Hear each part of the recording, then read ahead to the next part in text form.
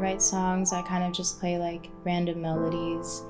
And then all these lyrics just kind of spill from me naturally. I started singing when I was like 4 years old. I grew up as, Filipino, and a lot of our culture, there's a stereotype that we're very musically inclined, which is very true in my family. Just kind of like self-taught myself through YouTube because I couldn't really afford any like classes when I was younger. My sophomore year of college, I produced my first single called Garden of Roses. I just put that out there as a first kind of like thing. I didn't think of anything serious of it. I was like, I'm just gonna produce this song and put it out there. And then it got into Spotify, got into iTunes, and then people just kept like telling me like my music was so good and that I should keep doing it. And I was like, you're right, like maybe I should. Growing up, like my parents kind of had this idea that we had to conform to this American standard, this American dream. A lot of being an Asian American was just so much more trauma than they ever realized, and they never really wanted to like accept that.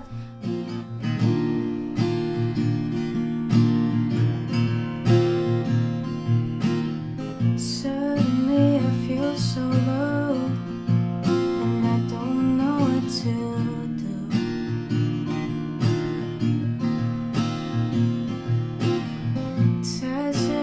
I definitely say my main goal is to just really inspire people with my stories and my struggles. I grew up a lot with anxiety and depression and a lot of these familial trauma that kind of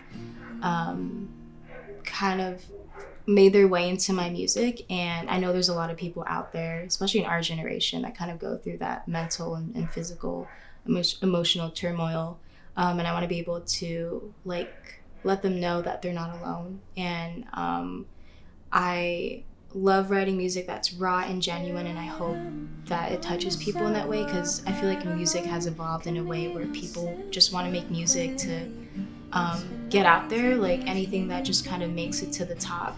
But I think music should be like genuine and raw and authentic, which is something that I heavily try to create. So that's definitely like a goal of mine, just to be a voice for other people who are just like me and who understand the struggles, who have gone through the same thing, in hopes that they resonate with it too. So I think the best thing about creating music is hearing just like from one person that they really resonate with the message.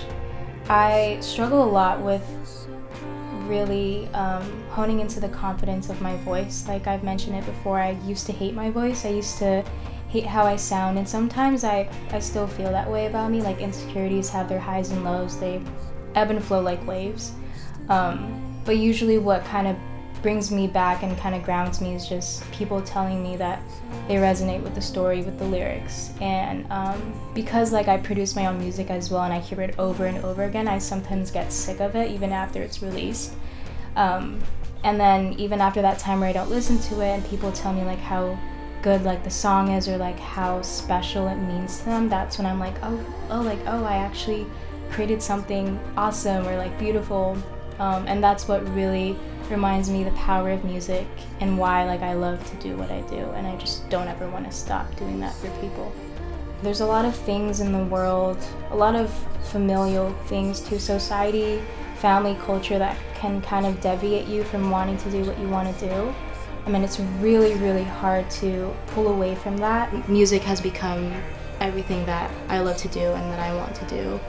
Being able to connect with people and to become a voice for people that look like me, because we are, Asians and female and women and queer people aren't always like in the spotlight, and I want to become that voice. It feels so cold in the middle of July.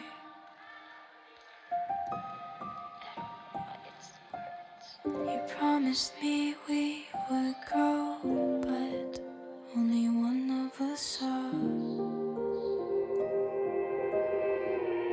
The sky